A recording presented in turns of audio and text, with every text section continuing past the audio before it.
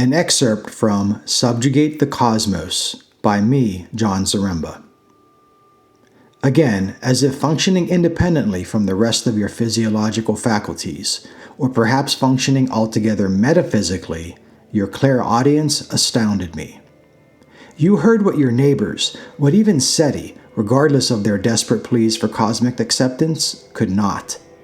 It was a sorrowful sound, a vibration of many voices collectively wailing, and although you had yet to witness its origin, you knew the sound was transmitted from the blackest depths of some unknown galaxy.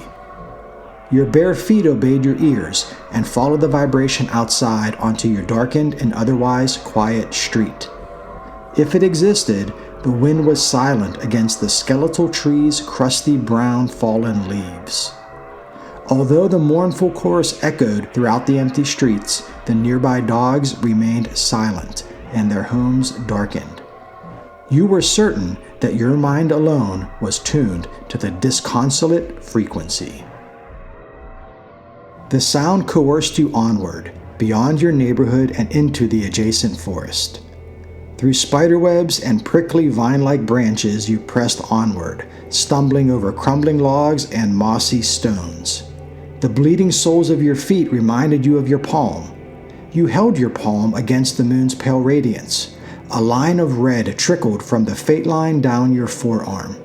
The pain would have seemed severe if you weren't also bleeding from so many other competing wounds. Nevertheless, you did not long to return to the comforts of your bed. Even if you desired to do so, you could not retreat.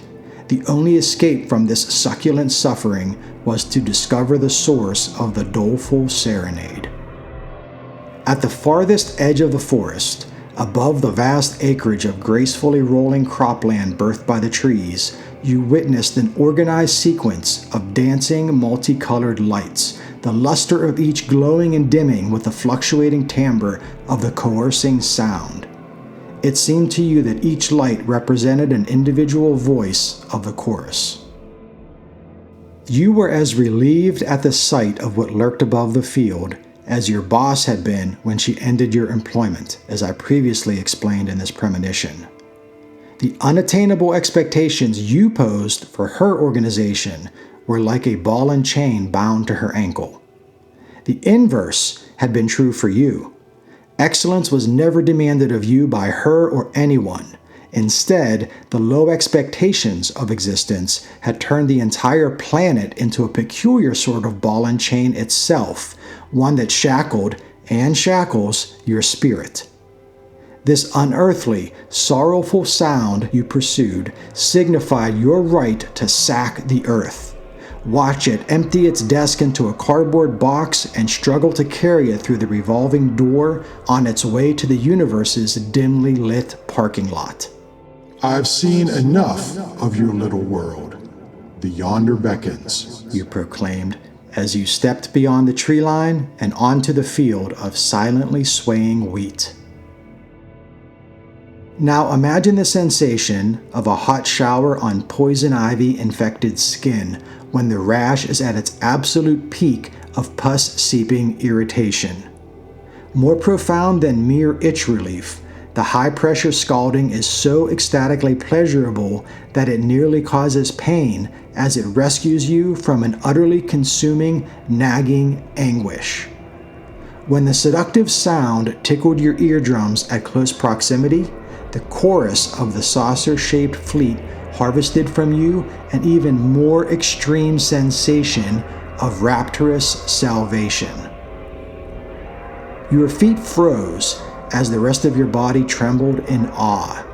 Through teary eyes, you watched the fleet of innumerable discs hover closer, each emitting a differently colored light from its underside. The field was illuminated by every imaginable color, and some that seemed inconceivable on Earth. Earlier, I said that this part of your experience was completely lucid and free from ambiguous interpretation.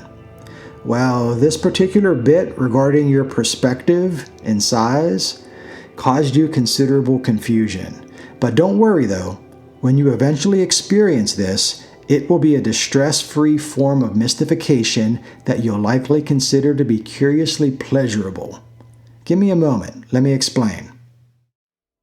The discs seemed to become smaller as they were lowered from the blackness of night until they hovered erratically around your head and shoulders like a swarm of multicolored, iridescent hummingbirds. Initially, you thought the saucers to be the size of saucers, like the type made for teacups. This is how I interpreted your perspective as well. I laughed at your laughing at the notion of shooing them away as one would pesky insects. You were not pestered, though. Although the sound of their chorus did not diminish in proportion to their size, its frequency did, however, change in timbre to express a less sorrowful and perhaps more melancholy sentiment.